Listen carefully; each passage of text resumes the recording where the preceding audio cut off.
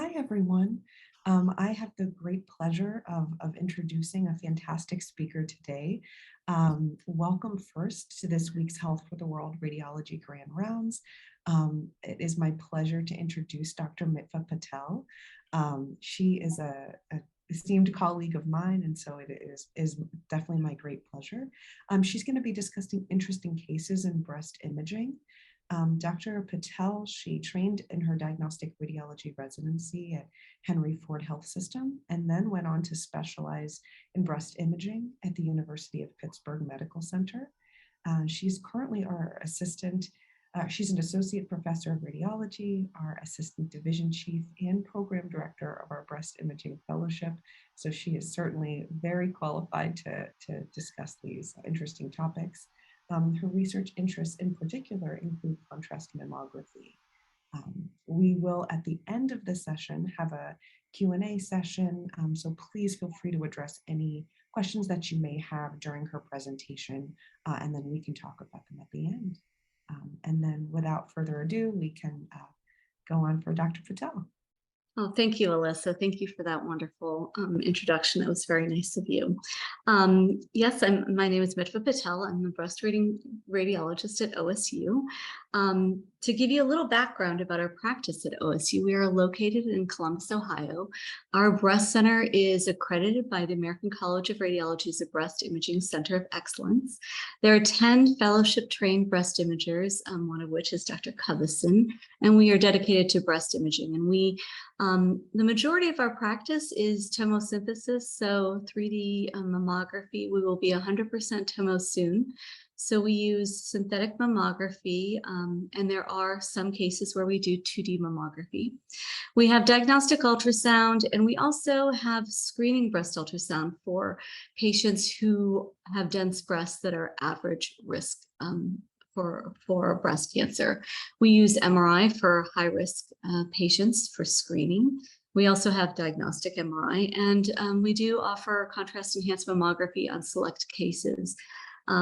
For patients who can't obtain an MRI, we also use it for extent of disease and for some troubleshooting.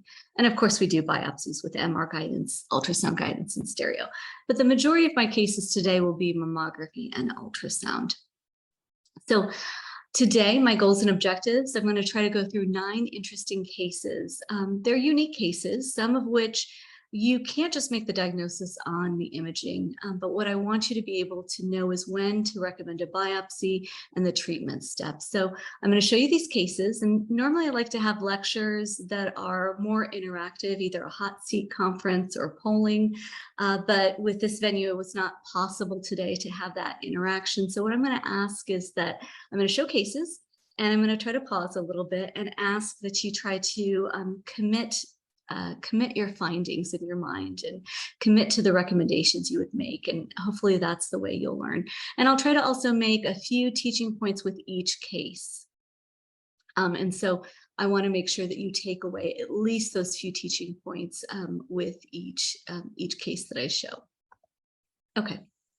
So case number 1, a 43-year-old asymptomatic female.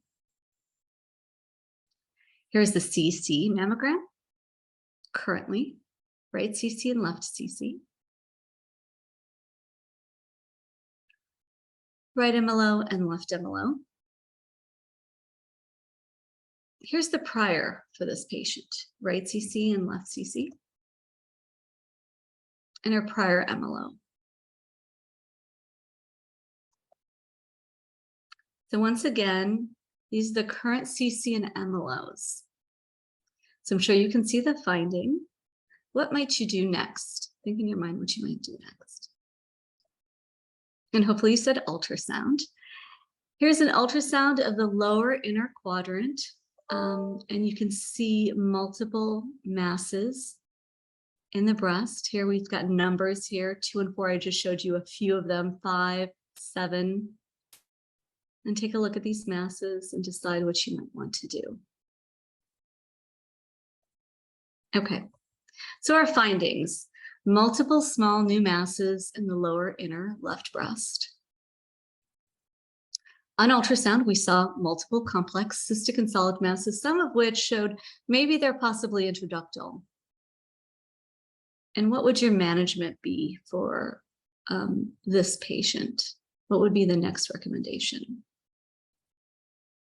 And hopefully everybody said by RADS4, we would do an ultrasound guided biopsy, which is what we did for this patient. And these came back as papillomas, and we didn't certainly biopsy all 7. You biopsied the most suspicious of those multiple masses. And in this case, I believe we did 2 biopsies, and they both came back as papillomas. And this patient had multiple papillomatosis. So a question for you regarding multiple papillomatosis: all are true except 1, they're peripheral in location; 2, younger patients than solitary papillomas; 3, associated with atypia; or 4, 50% of the cases present with nipple discharge. So which, all of 3 of those are true and 1 is not. And hopefully you answered 4. These patients clinically present with palpable masses more often. Nipple discharge is less commonly seen. That's more commonly seen with central papillomas, obviously due to the proximity to the nipple. So this, the symptom of nipple discharge in peripheral papillomas or multiple papillomatosis only occurs in approximately 20% of patients. So approximately 10% of intraductal papillomas are multiple papillomatosis or peripheral. They tend to occur in younger patients than solitary papillomas, and they tend to be in the peripheral location. They arise in the terminal ductal lobular units and are associated with hyperplasia, atypia, DCIS, sclerosing adenosis, and radial scar. And unfortunately, they're 43% of those cases are associated with ADH. And so this is really sort of a diagnostic dilemma because these are younger patients, they're multiple lesions, they're hard to follow. And because of the high, incidence of ADH, we refer these patients to surgeons who can help manage them because taking all of these out, and watching them can be a diagnostic dilemma. Okay. Case number 2.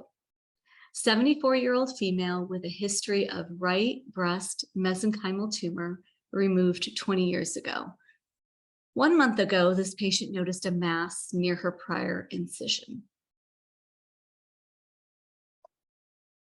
Okay, so here are the CC mammograms. I know the left CC is covered up, but she's symptomatic. This palpable marker is in the right breast. Here's the current right CC and the prior. And I think this finding is more evident on the MLO. So I'm going to go on to the MLO. Here's the current and the prior. This radiopaque linear marker is our scar marker that we use. So a prior from a few years ago, and this is the current mammogram. I have a representative tomo slice, if you can see the scar marker. And hopefully you can see the finding there too. And then we decided to do an ultrasound, and this is what the ultrasound of that palpable area. We always do an ultrasound of the palpable area, but there was also a finding on mammography. And at the end of the patient's scar, there was a lesion here. I'd like you to think in your mind how you would describe this lesion and what you might do next. When we put vascularity on, there wasn't really definitely any internal vascularity on this mass, but I don't want that to sway you. I'm just showing you those images because we do, when we see a solid mass, we do put Doppler flow on it to see if we can see any internal vascularity. So the findings for this case, on mammography, we saw a new mass, and hopefully you could see that some of these margins, although some seemed circumscribed, there were some irregular margins anteriorly in the lower inner right breast in the region of palpable concern. On ultrasound, there was some of this is circumscribed. I believe that this area is indistinct, but this is a heterogeneous mass, predominantly echogenic. There are some hypoechoic areas within this mass. So what's the diagnosis? I don't know. I don't know what the diagnosis is. but I do know what I would use, what the next step would be. And I hope that everybody else knows too, that the next thing would be to call it a BI-RADS4 and to recommend an ultrasound guided biopsy. And we did that. And this came out to be Dermatofibrosarcoma protuberans. So DFSP, that's a long name, is a rare soft tissue tumor that involves the dermis, subcutaneous fat, and in rare cases, muscle and fascia. It typically presents as a slow-growing firm plaque on the trunk of young adults. The cause is unknown. It may be due to a chromosomal translocation, and the diagnosis is made. Here we did a breast biopsy. It was a superficial lesion. You could do it with a skin punch biopsy if you can feel that palpable mass. It is an intermediate grade malignancy. Oops, I'm sorry. It's an intermediate grade malignancy with a low likelihood of metastasis, but there is a high local recurrence rate, about 10 to 25%. And so because there's a high local recurrence rate, the optimal treatment modality is Mohs surgery, Mohs micrographic surgery, which is a surgical technique that either allows the complete margin assessment and tissue preservation or a wide local excision to hopefully decrease the chance of local recurrence. So why did I show you this case? I didn't show you this case because I expect you to know what dermatofibrosarcoma protuberance is. Myself, that was the first lesion I had seen of that. But what I wanted to show you and talk about is hyperechoic lesions. So although the vast majority of echogenic or hyperechoic lesions in the breast are benign, hyperechogenicity on ultrasound alone does not exclude malignancy. And this is a study published by Linda et al., published in AJR in 2011. They took 4,511 biopsied lesions. Of that, 1,849 were malignant. From that group, 25 were hyperechoic. And of the hyperechoic, 9 of those were malignant and 16 were benign. So certainly not all hyperechoic lesions are benign. But how do you decide if you're going to biopsy an echogenic or hyperechoic lesion? The majority are benign. So what you should do is you should look for some findings. You should look at the ultrasound characteristics. So ultrasound characteristics, which are more frequently found in malignant hyperechoic nodules, are non-parallel orientation and non-circumscribed margins. You can also see focal hypoechoic areas within a hyperechoic mass. So if you remember the case, it was not purely hyperechoic. There were echogenic areas. And I don't think that the margins were completely circumscribed on that case either. The decision whether to biopsy an echogenic mass also depends on the correlation with its mammographic appearance and the clinical history. So in this case, it was a new palpable finding. And on mammography, it was, a developing asymmetry. She had no history of trauma, and so we recommended a biopsy. Now, certainly, if you looked at mammography and something looked like it was radiolucent, if the patient had a history of trauma, you had calcifications that were typical of fat necrosis. Again, this could be a hematoma or fat necrosis. And if you were, fairly confident on that diagnosis on mammography, you could just call that benign and not biopsy it. If she had a new hematoma, or what you thought was developing fat necrosis, you could follow that up to resolution and do a short-term follow-up and call that a BI-RADS3, maybe with a shorter follow-up. So there are many lesions, both benign and malignant, that can be hyperechoic. For malignant hyperechoic masses, the differential is lymphoma, angiosarcoma, and metastasis. But because invasive ductal carcinoma is the most common malignancy in the breast, it is the most common hyperechoic mass that is malignant. There are many benign hyperechoic masses as well. It's a long list: lipoma, fat necrosis, focal fibrosis, PASH, pseudoangiomatosis, stromal hyperplasia, hemangioma, hamartoma, and angiolipoma. So of course, you're going to have to look at the whole clinical history, the mammographic findings, and the ultrasound findings to decide whether you're going to biopsy a hyperechoic mass, but I want to make sure that you understand that not all hyperechoic masses are benign. Okay, case number 3. This is a 57-year-old female. She had a history of right lumpectomy and radiation about 8 years ago. So here's the current June 2020 and the prior mammogram. Now remember, the patient had radiation in 2012. So several years ago. And so hopefully you can see the finding here, comparing the prior and the current, some interval skin thickening, and possibly retraction of the nipple. And we did an ultrasound. And hopefully this projects as well, but you can see significant skin thickening over the area of concern. So what I wanted you to learn from this case is really pay attention to timing of the radiation. So if the patient had radiation in 2012, and we're looking at mammogram in 2020, you can use a few years after the radiation to be your new baseline. So this 2016 one that I'm showing you, there should be, most of the changes from radiation should have occurred in those 4 years. And so the development from 2016 to 2020 is of concern, this new findings of significant skin thickening and possible nipple retraction. And this patient actually had, unfortunately, radiation-induced angiosarcoma of the breast.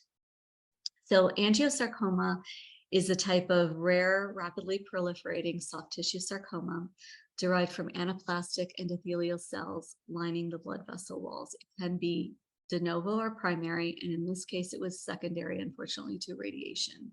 It's rare, 4.6 cases per million women, so it's less than 1% of all malignancies, which is a good thing because it is a fairly aggressive type of cancer. It can be, like in this case, a complication following radiation therapy in patients who have lumpectomy and radiation therapy. The overall survival rate for sarcomas is poor, with a mean survival rate, 5-year survival rate of 27 to 35%, so which is significantly lower than what we see in other breast cancers and invasive ductal carcinoma. And this can present with nonspecific clinical findings of skin thickening, discoloration, fibrosis, telangiectasias, and nodularity. Okay. Next case, a 44-year-old female. I'm sorry, next case for 33-year-old female, palpable right breast mass. And this case is courtesy of our moderator, Dr. Alyssa Covison. She shared this case with me. It's very interesting. And this patient had a palpable finding. And you can see the triangular marker here in her breast and this obvious large mass, CC, and MLO. And obviously we would do an ultrasound, and this is what the ultrasound looks like. So I'd like you to think about how you would describe this lesion and what you would recommend for management. Okay, so our findings are this obvious in the palpable region of concern around high density circumscribed mass in the area of palpable concern on mammography. On ultrasound, we have a predominantly cystic and solid mass. There is a solid component. We have Doppler flow here to this echogenic component, indicating that it is solid. And so this management should be a BI-RADS 4, and we recommended an ultrasound guided biopsy. So in this patient, here is the needle going through the solid component. So I want to make sure that everybody understands that in these cystic and solid masses that you target the solid component. Oftentimes the cystic component can be necrotic fluid and won't yield any diagnostic results. And so make sure that you target the solid component. The first pass is always the most important, because sometimes you can puncture the cystic component and the lesion can collapse. And because this echogenicity can be similar to the surrounding tissue, it may be hard to identify. Obviously, this is a larger mass, but you could have smaller cystic and solid masses, and it's important to make sure that you biopsy that solid portion for the pathologist. And so this came back as metaplastic carcinoma of the breast. Here is an MR finding to correlate, I think, very nicely. This is enhancing rind along this mass, which with a very thick component that correlates really well with the ultrasound. So just some information on metaplastic breast cancer. This is a rare form of breast cancer, accounting for fewer than 1% of all breast cancers. It's defined by histologic presence of at least 2 cellular types, epithelial and mesenchymal components. Histologically, metaplastic tumors contain breast cells, but they also contain cells that look like soft tissue and connective tissue in the breast. It's thought that the ductal cells have undergone a transformation or metaplasia and to become completely different cells, but we're still not exactly sure how or why this occurs. So this cancer behaves more aggressively than other types of breast cancer, so it tends to be higher grade, larger at diagnosis, more likely to have distant metastasis at diagnosis, and it's more likely to recur. Metaplastic breast cancer tends to be triple negative, like we see ER/PR negative, HER2 negative, but it tends to be worse prognosis compared to a triple negative breast cancer with decreased survival. Typically, right now, we don't have any standardized treatment guidelines for metaplastic breast cancer. Okay, so why did I show you this case? I wanted to review general cyst categories in the breast. So this is a matching exercise for you. Take a look at these 3 lesions. They are all fairly circumscribed. I'm sorry, I know that this doesn't project now that I'm looking at it, but this is circumscribed with some hypoechoic components, echogenic components within it. And so do this matching exercise and let me know which one would you consider biroids, 2, 3, or 4?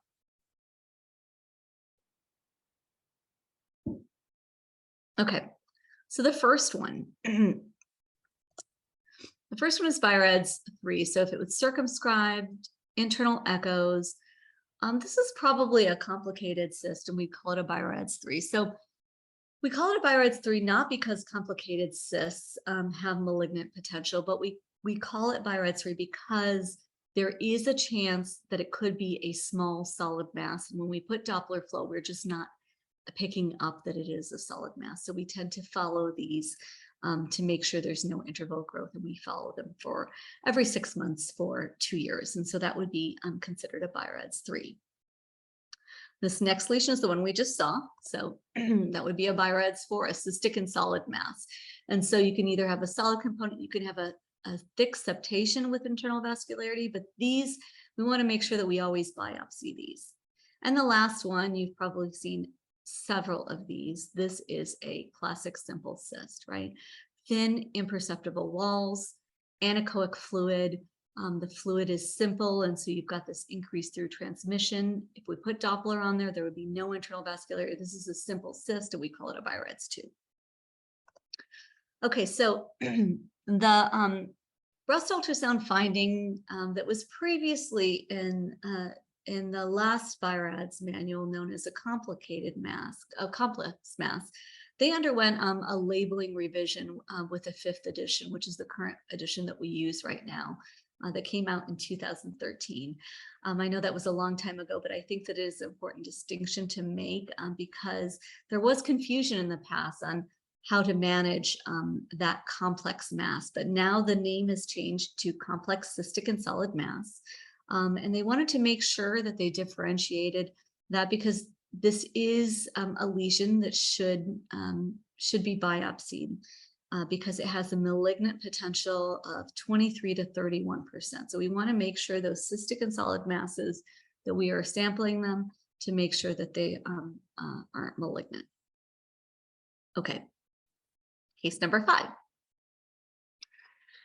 This is a 60-year-old female, status post right lumpectomy in 2003, and she's currently asymptomatic. Right CC, and the finding isn't on the CC, so I'm going to quickly jump to the MLOs. She's had lumpectomy on the right, and this is her left breast. Here is her current left MLO and her prior left MLO. And take a look, and hopefully you can see the findings. And because of that, we did an ultrasound. And this is what the ultrasound looks like. Okay, so the finding: enlarged left lymph nodes. On ultrasound, you can see a thickened cortex, so uniform cortical thickening. This is way over 4 millimeters. I know I didn't show it, but this is a definite thickened cortex. The differential for it could be a reactive lymph node of, many different things can cause reactive lymph nodes. It could be infectious, inflammatory, but of course in mammography and breast imaging, we worry about enlarged lymph nodes from a breast cancer. So what BI-RADS would you give for this? I think, during our pandemic, we really had to change how we looked at some of these lymph nodes. It's really now dependent on clinical history. Did the patient have a recent vaccination? What side did she have a vaccination? And does she have a history of malignancy? So this patient did have a Pfizer COVID mRNA vaccine on the left. She does also have a history of malignancy, and so it does tend to be a diagnostic dilemma. Due to her history of malignancy, we ended up doing a biopsy for this patient. So in patients who do not have a history of malignancy and patients who have a recent history of COVID vaccination and no imaging findings in that same breast, we can call it a BI-RADS 2. And in this case, for this patient, it was just secondary to her COVID vaccination. If the patient does not have a recent vaccination, has no reason to have an enlarged lymph node, you should consider biopsying the lymph node. So with so many patients getting COVID vaccinations and vaccinations at once, we have to consider induced hyperplastic adenopathy as an etiology of unilateral axillary lymphadenopathy seen on breast imaging. We do need to exclude malignancy in the breast.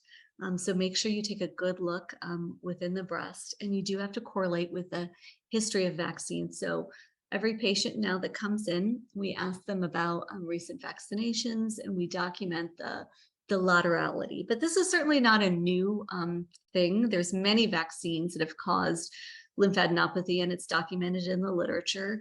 But because of the pandemic, because of mass vaccinations, I think that this has become more of an issue in breast imaging.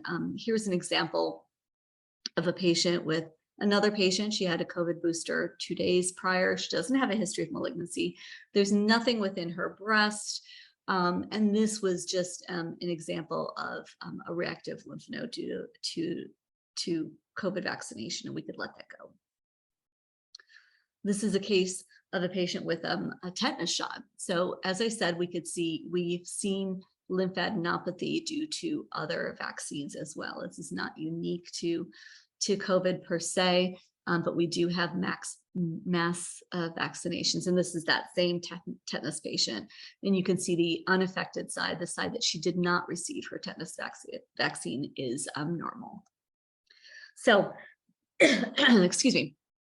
During the winter of 2021, the Society of Breast Imaging released conservative guidelines related to the COVID-19 vaccines and screening mammograms. And so the recommendations, which were based on the limited information available at that time, were that there should be a 4 to 6 week delay between receiving the vaccine and getting a mammogram. And they also gave some other suggestions on the management of enlarged lymph nodes. But since the initial release, multiple studies have been published about lymphadenopathy and the COVID vaccine. And it's now understood that enlarged lymph nodes from the COVID vaccine can be seen over a long period of time and up to several months, actually. So after reviewing that new information, the Society of Breast Imaging released updated guidelines in February of 2022. And the new recommendation is not to delay between getting the vaccine and screening mammogram. And we certainly want to make sure that patients receive both and they are not waiting or skipping either one of them, their screening or their vaccine. Here is one of those studies that was published in February of 2022 in Radiology. So among 1,217 patients who received the COVID-19 vaccine and underwent imaging, 537 or 44% had lymphadenopathy identified during at least one imaging examination. So in patients with lymphadenopathy, the average lymph node measures 1.8 centimeters. All vaccines that were administered in the US had associated lymphadenopathy. So these are the major vaccines that we use here in the US. In the study, 459 patients received the Moderna vaccine, and 46% of those patients had lymphadenopathy. 505 patients received the Pfizer vaccine, and 38% had lymphadenopathy. And 18 patients received the J&J vaccine, the Johnson & Johnson vaccine, and 39% had lymphadenopathy. So, it showed that this study also showed that lymphadenopathy persisted several weeks and as long as 43 weeks. And we definitely seen that in the clinic as well. On average, lymphadenopathy was more likely to be seen within 14 days of vaccination, but it was really rare to see it after 50 days after the second dose. So given this variable and long length of lymphadenopathy, the extended time to resolution, short-term follow-up imaging may not be helpful. And we tried to do some short-term follow-up in the very beginning after the patients received the vaccine, and we were seeing exactly this, that in some patients lymphadenopathy persisted. And so then you were sort of in a diagnostic dilemma when you bring them back for return ultrasound and you have stable lymphadenopathy. But when the clinical findings, the clinical history matches with a recent COVID vaccination, no other risk factors, and the same side vaccination, we are calling these a BI-RADS 2. So the study says that it's not recommended to call these a BI-RADS 3.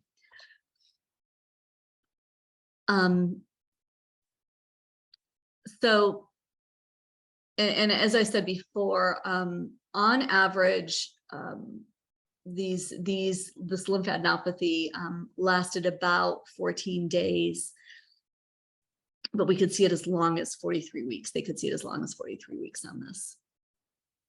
So it's important to use our clinical history to determine the best management when you see lymphadenopathy in these patients. And so a few patients, a minority of patients in this study, only 8% were recommended a biopsy.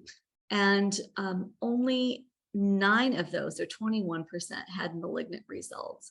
And all of those patients either had suspicious findings on their mammogram on the ipsilateral breast, or they had a recent history of an additional malignancy. So some of them had CLL or Hodgkin's lymphoma or lung cancer or a new breast cancer. So really sort of correlating again with clinical history and those mammographic findings. And of those that were malignant, all of them had additional findings.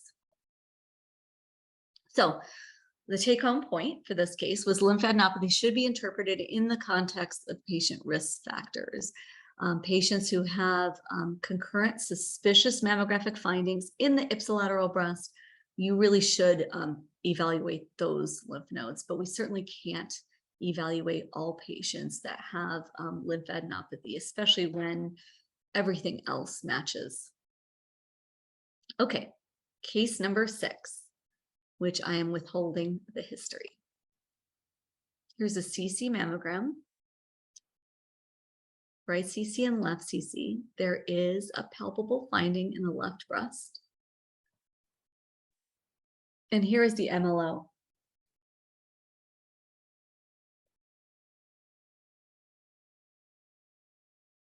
The finding is in the left breast. This is a representative tomo slice, I think, that shows this nicely.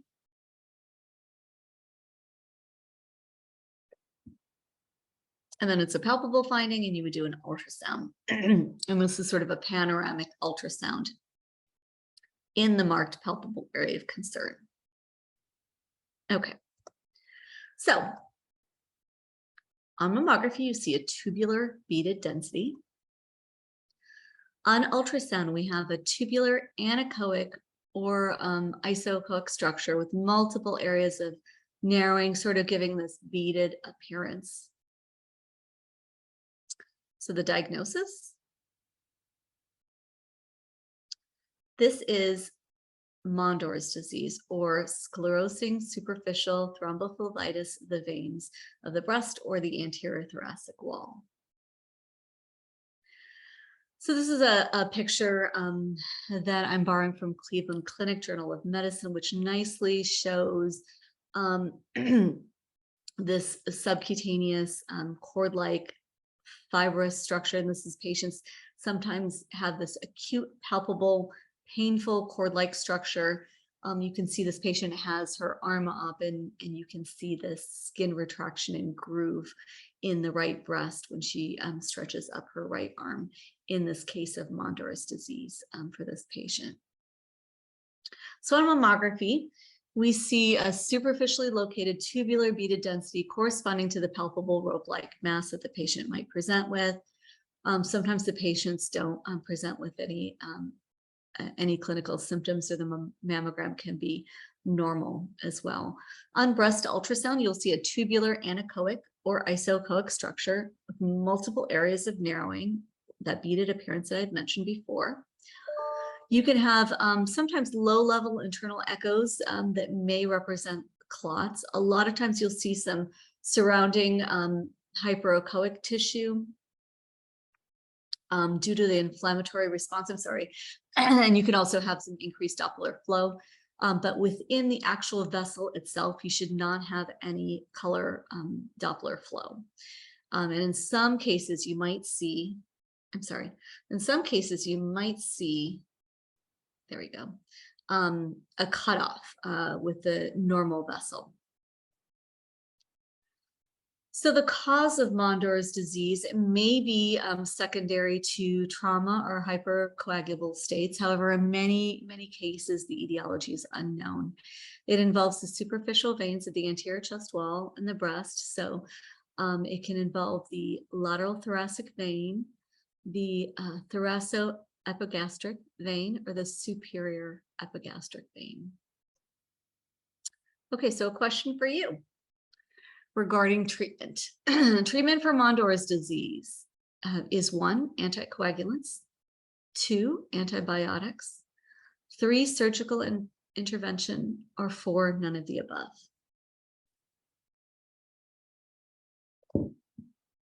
And the answer is none of the above. It is typically a self-limiting condition.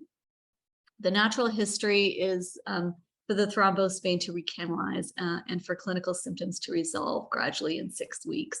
Sometimes I tell patients if they want, they can use warm compresses to help relieve some of those symptoms. Patients sometimes find some pain relief with just over-the-counter anti-inflammatory medications, but they do not need any anticoagulants, antibiotics, or surgical intervention, and that thrombophlebitis resolves spontaneously without any persistent deformity or complications. And occasionally, maybe high-risk patients, they might need systemic anticoagulants, but for the vast majority of cases, there is no actual treatment with any of these, and that it can be managed conservatively. This is that same patient before and after. This is about, I think, about 6 weeks later with conservative management, and that that indentation and dimpling is gone. Okay, case number 7. This is an asymptomatic female, right CC and left CC, right MLO and left MLO. Okay, so this might be a little bit hard to see, or it might not project well. There are multiple circumscribed masses. Here's a prior mammogram, and here's a current mammogram. And so hopefully you can see there are multiple circumscribed masses. There is also this mass here in the right breast. That's the MLO view. Here's the CC view. It's sort of a zoomed up version of that mass. And hopefully for the next step, you would do an ultrasound. This showed a hypoechoic mass with calcifications, and this came back as an invasive ductal carcinoma. So I am showing this case because every time I see multiple bilateral masses, I think of this song that when I was young, I heard on Sesame Street. I don't know whether you guys have ever seen that, but which one of these is not like the others? And this is a photograph from the Greenwood calendar. And I want to make sure that I give credit to the site, but one of these definitely does not look like the others, right? And that's what we always want to think when we look at multiple bilateral masses. We want to make sure that they all look similar. And if they don't, we want to make sure that we are investigating that one that looks different from the others. So on mammography, multiple bilateral similar appearing masses, but one of these is irregular. And an ultrasound that was correlated to a hypoechoic mass with indistinct margins and calcifications. We did a biopsy, BI-RADS 4, and this came back as an invasive ductal carcinoma. So this multiple bilateral masses, this was sort of a historic paper by Dr. Luang and Dr. Sickles. They studied there was 84,000 patients with screening mammograms, of which 1,440 had multiple bilateral circumscribed masses of similar appearance. And they found that the frequency of malignancy was 0.14%, which is lower than the incidence cancer rate in the United States of 0.24%. So they concluded that we do not need to recall patients with multiple bilateral similar appearing circumscribed masses. And in order to consider something multiple bilateral similar appearing, you have to have a minimum of 3 masses. So with at least 1 in each breast. So 1 in each breast with a minimum of 2. This, they found, occurs in about 0.5 to 1.7% of patients in the screening population and should be given a BI-RADS 2 on the screen. Now, if any of those masses has a suspicious feature, you should have a low threshold for calling the patient, doing a targeted evaluation, and taking a look at that mass which you thought might be different from the others.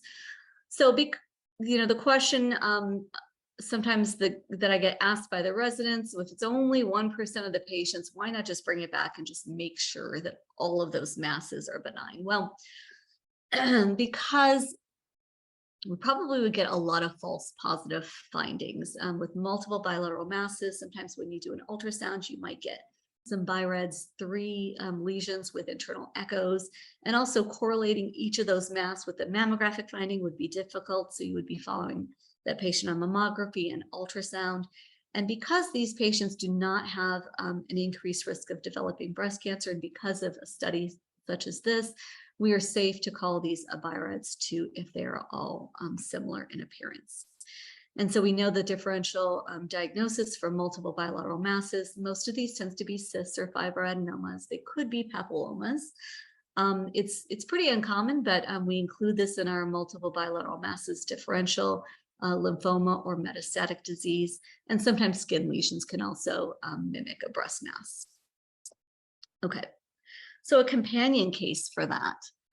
We also do screening ultrasound here. So we offer automatic screening ultrasound to patients who have dense breasts and who are average or intermediate risk. So here's a patient with representative multiple ABUS or screening breast ultrasound images. And which one of these looks different to you?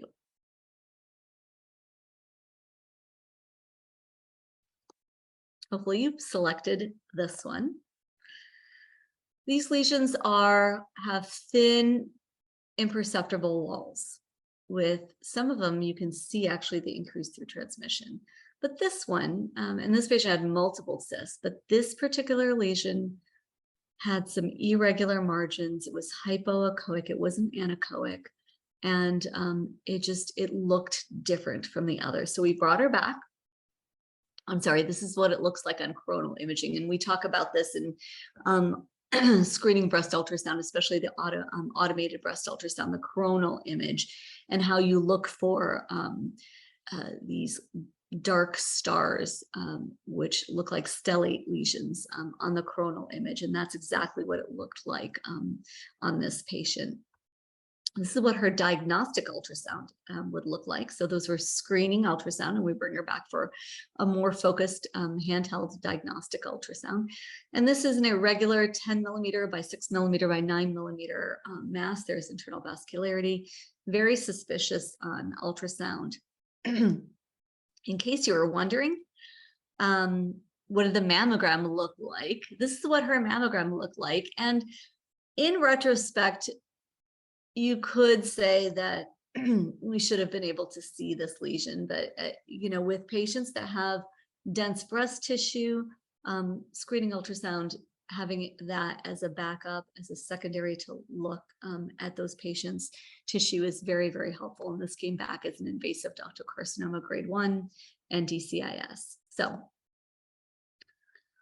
this is sort of the screening, another study, a screening ultrasound study of multiple bilateral masses that also concludes that new or enlarging oval circumscribed masses are common and they're benign, and we can let them go and not call each of those patients back to evaluate all those masses, but we can call those abirods too. But again, just like mammography, if there is an irregular mass, if there's a new mass that looks suspicious, make sure you call those patients back to be carefully evaluated for malignancy. And that's what they showed as well, that these oval circumscribed masses, there weren't any malignancies associated with it, but when there was a new or unique mass, some of those could be cancers. Okay. Number 8, a 65-year-old male with a palpable left breast mass. This is CT and MLO mammogram.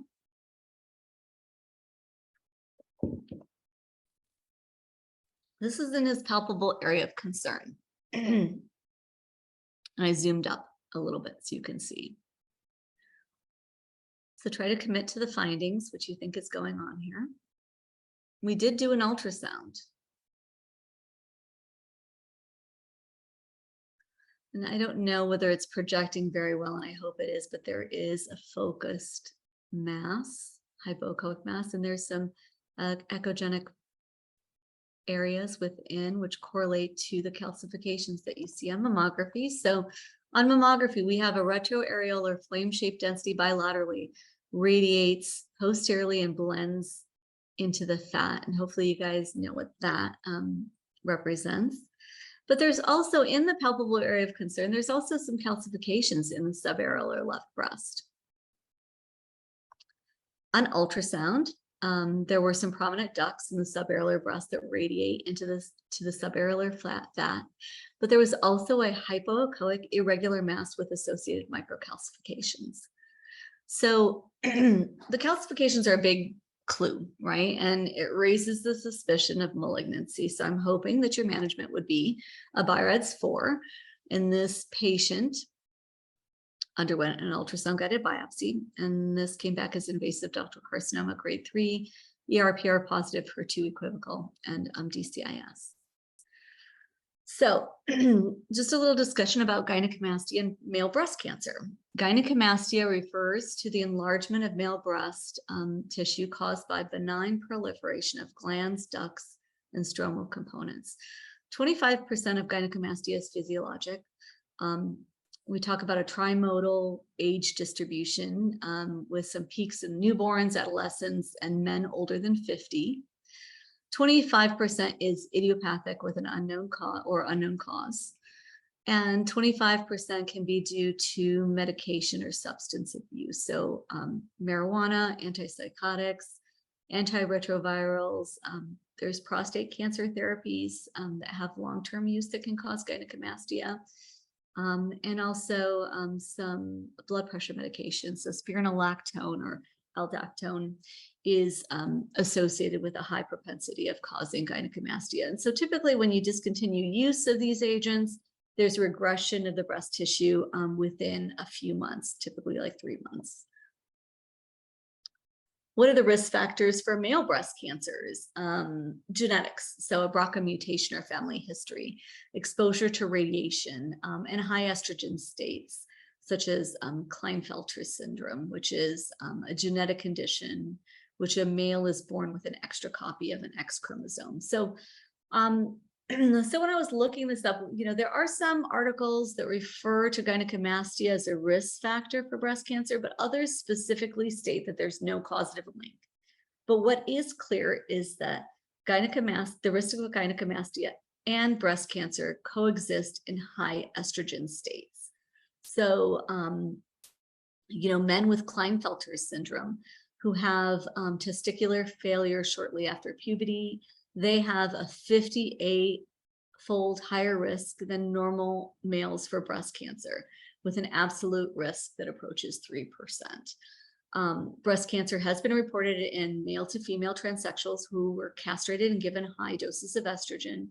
And also, here's this one study showing that males that are treated with for prostate cancer with estrogen have a higher risk than those that were not treated with estrogen. So the risk of gynecomastia and breast cancer coexist in high estrogen states. So there's not a clear evidence that that gynecomastia is a risk factor by itself, but the higher estrogen states, you can see both gynecomastia and breast cancer. So you should always be aware of that. Okay. And the last case, number 9, this is a high risk screen, and therefore, and she had some contraindications to obtaining breast MRI. So this is a CC and MLO mammogram. See if you can find the findings. If you see anything. Here is the CC mammograms. Okay, so this is a really busy breast, right? It's very hard to interpret. There's definitely a mass in the upper in the upper inner right breast. But do you see anything else? And I asked that without being able to tell you myself. I think that this is a very busy breast. It's really hard to exclude any other masses. There might be some calcifications here. This is really very difficult to interpret. But luckily, we didn't have just these images. We had contrast-enhanced mammography in this patient. So when we obtain contrast-enhanced mammography, we get a low-energy image, which is similar to the digital mammography. And then we also obtain a high energy image, and then we subtract the low energy from the high energy to have a recombined or subtraction image, which is identified here. So here you can see in that area that we were seeing a mass on the 2D images, an area that enhances more than the background. So this is a functional study. So we can see the the anatomic lesion on 2D mammography, and we can see that it is enhancing greater than the background tissue on the recombined or subtraction images. And here it is there. And what's nice about this is that we don't see any other areas that are suspicious in either breast. And just for completion's sake, this is what that patient's ultrasound looked like. In the 1 o'clock position, there is an irregular hypoechoic mass.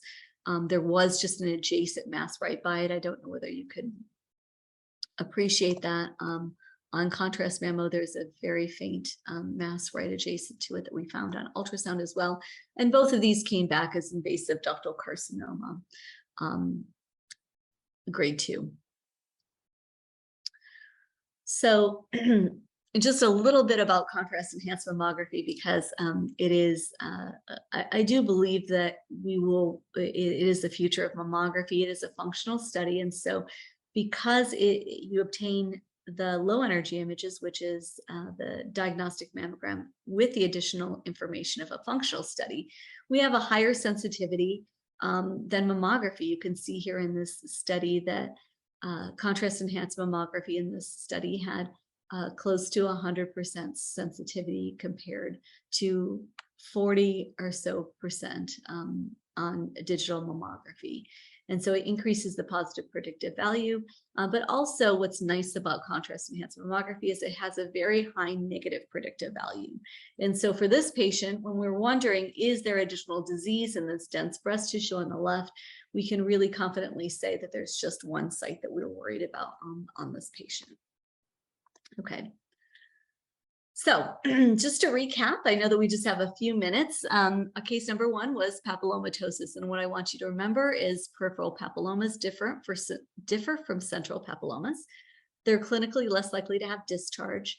More patients present with a palpable finding, and they're associated with atypia.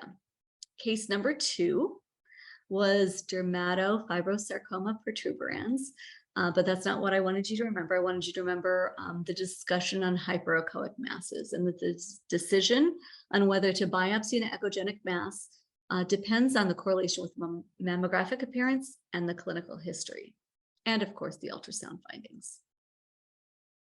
Sorry. Case number 3, radiation-induced angiosarcoma of the breast. Make sure that you are paying attention to the timing of the radiation, and understand that a mammogram few years after radiations should serve as the new baseline of what the breast should look like. Case number 4, a cystic and solid mass that ended up being a metaplastic carcinoma. I want you to always remember that if you have a cystic and solid mass, consider doing an ultrasound guided biopsy and biopsy the solid portion of the mass. Case number 5, we had a discussion of lymphadenopathy during the COVID pandemic. Remember that it is the management is dependent on the clinical history. Ask your patients whether they had a recent vaccination, and if they had a vaccination, what side, and also pay attention to whether the patient has a history of malignancy. Case number 6 was Mondor's disease, which is nice because it is a self-limiting examination. So when you go in and talk to the patients and explain that this is what you think their diagnosis is, we can safely tell them that it is self-limiting. They can take ibuprofen, over-the-counter NSAIDs, and use warm compresses, and it should resolve within a few weeks, but they might present with this palpable cord-like structure, which should go away. Case number 7, multiple masses. Remember, if you have multiple similar appearing circumscribed masses, they're benign. You should have a minimum of 3 with 1 in each breast. Be vigilant, and if one doesn't look like the other, make sure that you do a full workup and consider doing a biopsy. Case number 8 was gynecomastia and male breast cancer. And remember that these, both gynecomastia and male breast cancer coexist in high estrogen states. So be on the lookout for that. And case number 9 was contrast enhanced mammography, which is a functional study that has a higher sensitivity than full field digital mammography. It has a very high negative predictive value. And one thing that I didn't mention that I'm very excited about is about 1/10 the cost of MRI and is very accessible. So in areas that don't have access to MRI, you do have the possibility of adding a functional study at a fraction of the cost for patients, especially patients with dense breasts, that can help. And we made it through all 9 cases. And if anybody has any questions, I'd be happy to answer them. Wow, Dr. Patel, that was fantastic. And I mean, perfectly timed, right? We have 3 minutes to go. So I do this every day and I still learned something, and that was fantastic. We do have a couple of questions. So our one question is, for multiple bilateral masses, is it advised to perform contrast enhanced mammography? It's not a specific indication. You can perform contrast enhanced mammography.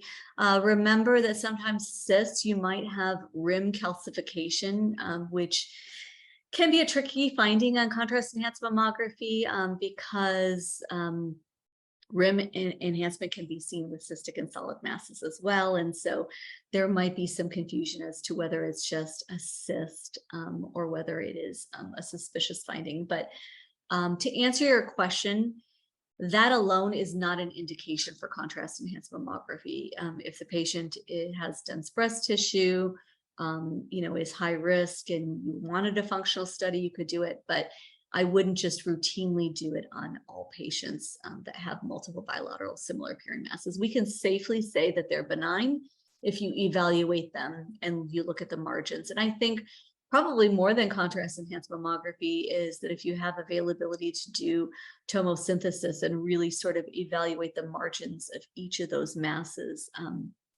or screening breast ultrasound, I think that would help. There's also another question just asking regarding our tissue markers and why they're different shapes in the mammograms. Oh, that's a great question. It's in order to minimize any errors in the future. Sometimes we do multiple biopsies and one can be benign and another can be malignant, and it's just an additional safety measure for us. We're lucky to have multiple different markers that we can use under ultrasound and stereo. And so when we dictate our cases, we say, a mass was biopsied at the 9 o'clock position with a bow tie shaped marker. Another mass was biopsied in a different location, and we describe the shapes. And then when we go back and do our rad path, we indicate that, which one was benign or malignant. So when we do the localization for the surgeons, we're making sure that it's an extra step just to check and make sure that we are localizing only the malignant lesions or the lesions that the surgeons wanted. Another question did pop up. What will be appropriate BI-RADS for nipple papilloma in males? A nipple papilloma in males. When you mean BI-RADS, if I saw a mass, an intraductal mass on a male that was solid, I would consider it a BI-RADS 4 and I would do a biopsy. Now, if they did a biopsy and it came back as a papilloma without atypia, our surgeons, and surgeons have different management, but our surgeons are tending to do less surgical management and might follow it. Now, I've seen that if papillomas are large or if they are associated with atypia, that surgeons tend to remove them. But in terms of a BI-RADS, if I have a solid mass and the patient has nipple discharge, we are here more likely to do, we would do a biopsy on that. So I'd call it a BI-RADS 4. Well, that was great. And we are right at 11. Okay. I said, Dr. Patel, that was just fantastic. I think there was something for, certainly the resident level, myself at the attending level to learn. So just really great. Also, and thank you for moderating. Thank you. Thank you for Oh, moderating and joining Health for the World, and thank you to Health for the World. I have included my email for anybody. If you have a follow-up question, feel free to reach. Oh, I didn't include my email. I'm so sorry. My email is my name .patel@osu.mc.edu. And I think if you reach out to the Health for the World, I'll provide them with my email as well. and then lastly, we did actually just get one last question. I'm Yeah, sure. sorry. Your No, talk no. is so exciting that everyone wants to know. So I figured I'd throw it in there. What role does dectography place in modern imaging? That's a great question. Here in our practice, and I think in a lot of practices in the United States, MRI is really taking over ductography. Ductography is difficult in terms of scheduling, for sure. The patient should have bloody nipple discharge the day that they come in and do the study. And so sometimes we have patients that have one episode of bloody nipple discharge, and trying to cannulate the exact duct where you're getting the nipple discharge is difficult if they don't have symptoms that day. And so that's one of the reasons why we have turned mainly to do MR. The other reason is patients find it MR more comfortable than ductography. If you canalize a duct and inject too much contrast, you can rupture the duct, and that I've seen has been, can be painful for patients. And so, in general, I have not seen. I think in the last few years, I've probably seen 1 or 2 cases. And I've been in practice for 15 years, and rarely we do it here at OSU, and we just tend to manage those patients with MR. And then if we see something, we do perform an MR guided biopsy if we can't find it on ultrasound. Well, great. Well, that should wrap things up. Thank you again, Dr. Patel. Thank you for Health for the World, and thank you for our attendees for joining. Yeah, thank you.